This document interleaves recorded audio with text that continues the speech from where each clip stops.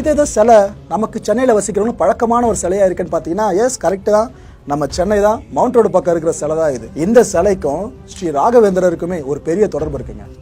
என்னன்னு கேட்குறீங்களா? இதை பற்றி நான் இப்போ டீட்டெயிலாக உங்களுக்கு சொல்கிறேன்.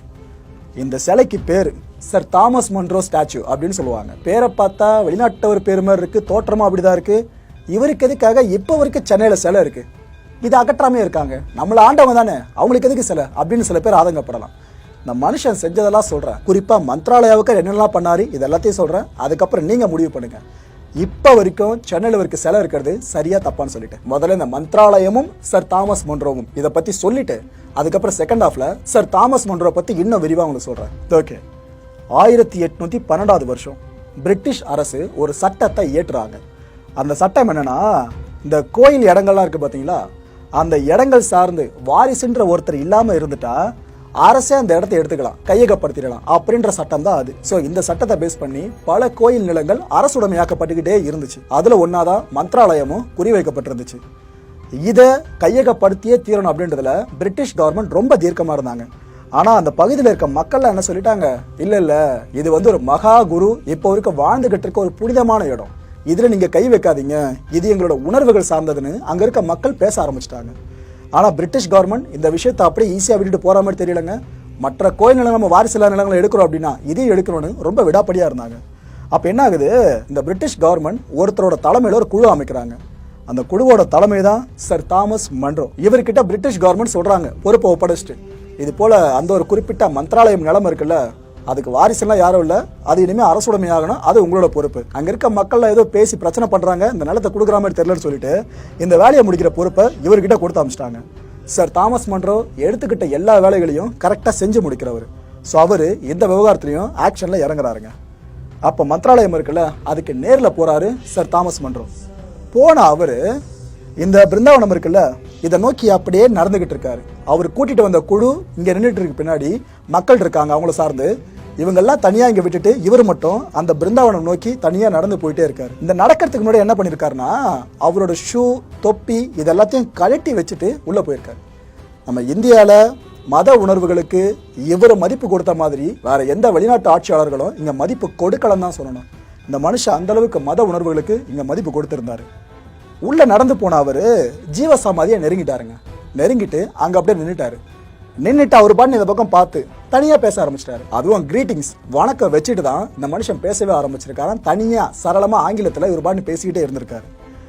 இன்னொரு பக்கம் அந்த குழுவினர் மக்கள்லாம் நிக்கிறாங்களே, அவங்களுக்கு ஒரே குழப்பம், ஒரு பெரிய துறையாச்சு, இவர் என்ன இங்க வந்து தனியா நின்று பேசிக்கிட்டு இருக்காரு, புத்தி கித்தி எதனா பேதல் வச்சு போயிடுச்சு அப்படின்ட்டு அங்க இருக்கவங்க நினைச்சுக்கிட்டு இருக்காங்க.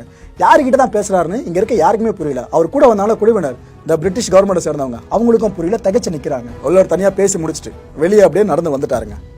வந்து அவர்கிட்ட அந்த குழுவில் இருந்தவங்க கேட்டிருக்காங்க, யாருக்கிட்ட பேசிக்கிட்டு இருந்தீங்க, ஏன்னா இங்கிருந்து பார்க்க தனியா பேசிட்டு இருக்க மாதிரி தெரிஞ்சது, இங்க வேற யாருமே இல்லைன்னு சொன்னாங்க உங்களை தவிர, அப்படி இருக்கிறப்ப நீங்க மட்டும் யார்கிட்ட பேசுனீங்கன்னு அவங்க கேட்டிருக்காங்களாம். அப்ப சர் தாமஸ் மன்றோ சொல்லியிருக்காரா, உள்ள ஒரு நபர் இருந்தாருங்க, அவர்கிட்ட தாங்க பேசிட்டு வந்தேன், ஆனா நீங்க என்ன உள்ள யாருமே இல்லைன்றீங்க. ஒரு நபர் இருந்தாரு, கண்கள்ல ஒளி வீச உயரமான ஒரு நபர் உள்ள இருந்தாரு. அவர்கிட்ட நான் பல விஷயங்களை சொன்னேன். அதாவது இந்த அரசோட அறிவிப்பு இருக்குல்ல, வாரிசு இல்லாத அந்த கோயில் நிலங்களை அரசே எடுத்துக்கிறது, இந்த விஷயத்தை பத்தி நான் சொன்னேன். இது போல ஒரு ரூல் புதுசா வந்திருக்குன்னு சொல்லிட்டு இது சம்பந்தமா அவரும் என்கிட்ட பல விஷயங்களை விளக்கம் அளிச்சாரு. அவர் அளிச்ச விளக்கம் எல்லாமே சரியா இருந்துச்சு. இந்த சொத்து மரத்துக்கு தான் சொந்தம் அப்படின்றது புரியுது இப்ப எனக்குன்னு அவர் அங்கேயே சொல்லிட்டாரு. இவர் போனதே அந்த நிலத்தை கையகப்படுத்த. ஆனா அங்க இருந்த ஒருத்தர் இவர்கிட்ட இவ்வளவு விஷயங்களை பேசி புரிய வைக்கவே அந்த நிலம் மரத்துக்கு சொந்தன்ற முடிவை அவர் எடுத்துட்டாராம். இதுக்கப்புறம் ஒரு விஷயத்த சொல்லியிருப்பாருங்க அவரு அங்க கூடி இருந்தவங்க கிட்ட, அந்த உள்ள இருந்த மனுஷனோட கண்களை பார்த்தேன், அதுல அவ்வளவு பெரிய ஒளி வீசுச்சு, அவரோட குரல் அவ்வளவு கம்பீரமா இருந்துச்சு, ஆங்கிலம் ரொம்ப சரளமா பேசினாரு. எனக்கு இவ்வளவு தெரியுது, நான் இப்ப போய் பார்த்துட்டு வந்துட்டேன், பேசிட்டு வந்துட்டேன், ஆனா நீங்க சொல்றபடி பார்த்தா உள்ள யாருமே இல்லைன்றீங்க, ஏன் நீங்களாம் அவரை பார்க்கலையா, உங்களால பார்க்க முடியலையா அப்படின்னு கேட்டிருக்காரு. இவர் சொல்ற இந்த விஷயங்கள்லாம் கேட்டு அங்க வந்த பிரிட்டிஷ் குழுவா இருக்கட்டும் மக்களா இருக்கட்டும் அதிர்ந்து போயிட்டு இருக்காங்களாம். ஜீவசமாதியில யாருமே இல்லாதப்ப யாருக்கிட்ட இவ்வளவு விஷயங்கள் பேசி அதுவும் இவரே மனசு மாதிரி வெளியே வந்து இந்த மரத்துக்கே சொந்த அந்த நிலன்ற மாதிரி சொல்றாருன்னு ஒண்ணுமே புரியாமல குழம்பு நின்றுட்டு இருந்திருக்காங்க. இதுக்கப்புறம் தான் எல்லாருக்குமே புரிஞ்சிருக்கு, ஸ்ரீ ராகவேந்திரரோட தரிசனம் சர் தாமஸ் மன்றோவுக்கு கிடைச்சிருக்கு அப்படின்ற உண்மை. பிரமிச்சு போன தாமஸ் அரசுக்கு ஒரு கடிதம் எழுதிட்டு இருக்காருங்க. ஏன்னா இப்பேற்பட்ட ஒரு மகான் தனக்கு காட்சி அளிச்சிருக்காருன்னு இவர் அந்த அளவுக்கு உருகி இருக்காராம். அந்த கடிதத்துல என்ன நம்ம தெளிவா குறிப்பிட்டு இருந்திருக்காரு, இங்க எந்த விதமான பிரச்சனையும் இல்ல, நிலம் மடத்துக்கே சொந்தம், அதுக்கான எல்லா விவரிப்பும் நடந்து முடிஞ்சிருச்சுன்னு அதுல குறிப்பிட்டிருக்காரு. இந்த நிமிஷத்துல இருந்து ஸ்ரீ ராகவேந்திரரோட தீவிர பக்தரா இவரு மாறிட்டாராம். இது வரைக்கும் நான் சொன்னது எல்லாமே ஸ்ரீ ராகவேந்திரரோட பக்தர்கள் இருக்காங்களா அவங்களோட பிரதான நம்பிக்கையா இருக்கிற ஒரு கதை. ஓகே, கூடிய விரைவிலேயே என்ன ஆகுது, சர் தாமஸ் மன்றோ ஆளுநரா பொறுப்பேற்கிறாருங்க. அவர் ஆளுநரா பொறுப்பேற்றதும் போட்ட கையெழுத்து அந்த மடம் இருக்குல்ல மந்திராலயம், அதோட நிலம் அந்த மடத்துக்கே சொந்தம்னு போட்ட கையெழுத்து தான் அது. எவ்வளவு பெரிய விஷயம் பாருங்க.